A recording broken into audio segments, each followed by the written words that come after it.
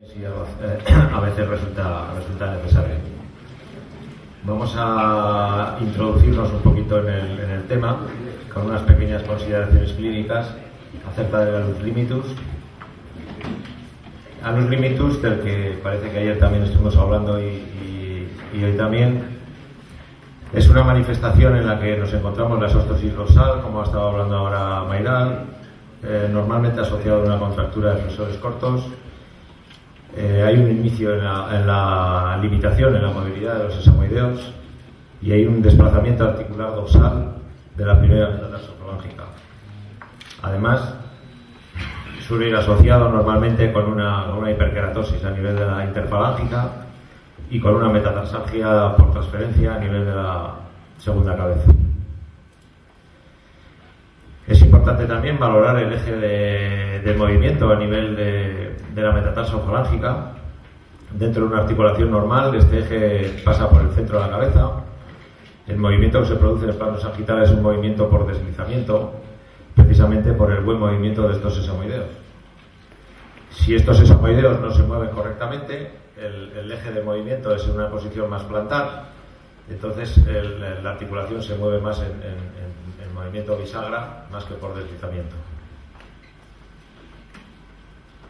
Esta limitación de sesamoideos, que conlleva una plantarización del eje, nos va a provocar un pellizco dorsal progresivo y una infrautilización del cartílago plantar. Ese propio choque que estaba hablando antes Mayral va a provocar un mayor desgaste o una mayor irritación dorsal y una infrautilización plantar. Continuando un poquito con esta hipertrofia de sesamoideos, nos van a provocar una tracción cada vez más dificultosa de esa articulación. A mayor hipertrofia de los sesamoideos nos va a limitar más la metatarsofalangica, y esta hipertrofia de sesamoideos, como veis en las radiografías, la evolución que conlleva, va a ser uno de los principales indicativos para poder hacer una artrodesis a nivel de esta articulación. Esta superficie articular que estamos hablando en una articulación normal significa un 60% en la metatarsofalangica y un 40% en la metatarso-sesamoidal. Sin embargo, en un Alus limitus rigidus los términos van cambiando y la metatarsofalangica supone un 40% de la articulación y la metatarso-sesamoidal ya es un 60%. Como veis, la hipertrofia de sesamoideos nos va a abarcar ya casi media articulación de la cabeza del propio primer metatarsiano. Introduciéndonos ya un poco en el tema, las indicaciones que nosotros valoramos a la hora de hacer una artrodesis metatarsofalangica, sobre todas está el Alus rigidus.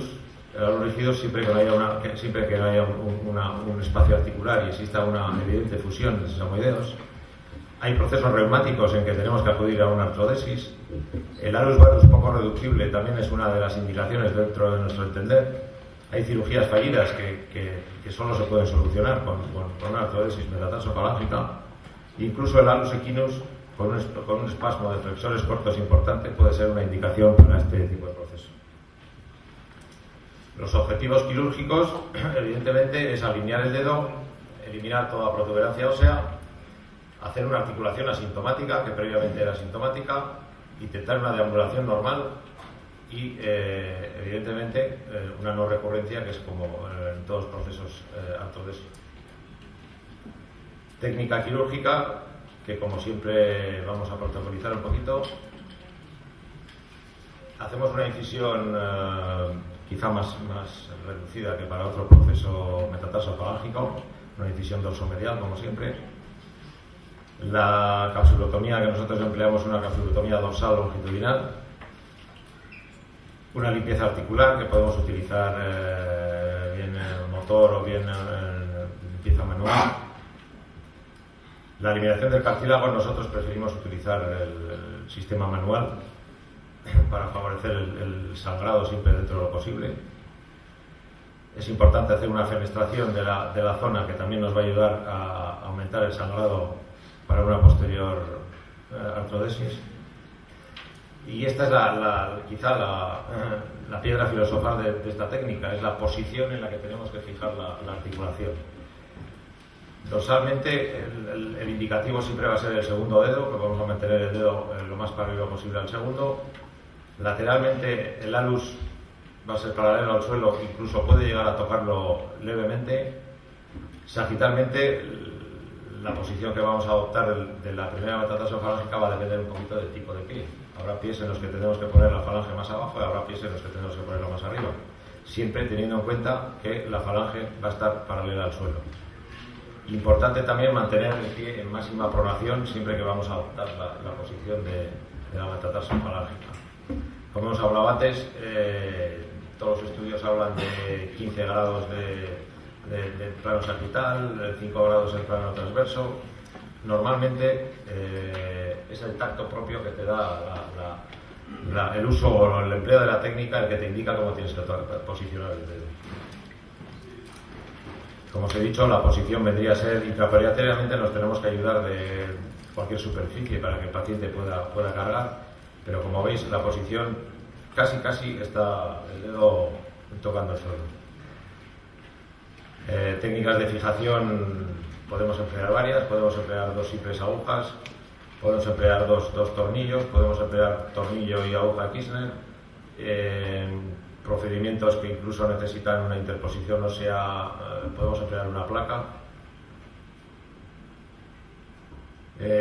Casos quirúrgicos que tenemos, como veis aquí, la imagen dorsal, hay una importante esóstosis y fijamos pues, con 2 agujas y más. Este es otro caso con una fijación ya con un tornillo de esponjosa, 2 tornillos, uno de esponjosa y otro más de rosca completa. Este es otro caso fijado con un tornillo y una aguja roscada. Como veis, hay múltiples variaciones para poder fijar esta articulación. Este es un caso intervenido por mínima incisión. Como veis cómo está la cabeza del metatarsiano. En este caso hemos empleado dos agujas roscadas. Este es un caso de un alus varus que tuvimos que recurrir a esta técnica. Este caso lo he escogido para explicaros un procedimiento que estamos poniendo en práctica ahora y que está teniendo, espero que vaya a tener mejores resultados todavía. Este es el caso de antes, este es un alus varus. Si os fijáis en la retracción digital que tiene, esta señora tenía, además del alus varus, tenía una importante metatarsalgia sin aparente causa. Recurrimos a hacer una artrodesis de la metatarsofalágica para estabilizar ese proceso de alus varus que tenía, y además hicimos una resección de la fascia de los gemelos, pero a nivel proximal. Esta es una técnica que estamos empezando a utilizar ahora para prácticamente, me atrevo a decir que el 80-85% de los procesos de metatarsalgia llevan o conllevan una limitación de esta fascia y son una de las principales causas para que esa metatarsalgia aparezca. Entonces es un procedimiento muy simple y muy sencillo, me atrevería a decir que hasta de mínima incisión, y consiste simplemente en hacer una pequeña incisión en el hueco popliteo, llegar al vientre muscular del gemelo medial y a ese nivel seccionar sin más la fascia, que a este nivel llega a ser prácticamente un tendón. Es un procedimiento que lo utiliza Baruch y nosotros estamos empezando a utilizarlo con unos resultados francamente buenos. Como veis aquí, esta es la señora del alus varus. Con la rodilla doblada veis que tiene una dorsiflexión correcta. Sin embargo, al estirar la rodilla el pie se bloquea completamente. No llega ni a los 0 grados. Y al doblar la rodilla el pie se desbloquea automáticamente. Esta es la señora inmediatamente después de operar. Como veis, la dorsiflexión ya casi es de 10 grados, con la rodilla estirada. Y esto simplemente con una incisión, como veréis ahora, a ese nivel. Esta es la paciente ya intervenida a los 2 meses.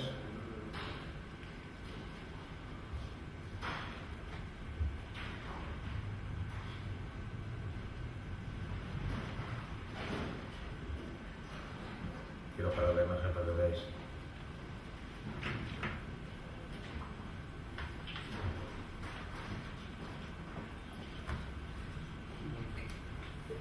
No me parece, pero bueno, se aprecia la dorsiflexión que coge el pie simplemente con la liberación de la fascia. Entonces consideramos que hay múltiples procesos, incluso de fascitis plantares, que conllevan una limitación a este nivel, y creo que puede ser, de hecho va a ser uno de los, o va a ser el tema de estudio para la próxima tesis doctoral que espero algún día poder hacer. Entonces, controversias con esta técnica, lo que estamos haciendo es convertir una articulación dolorosa en una articulación en una posición más funcional y que ya no duele.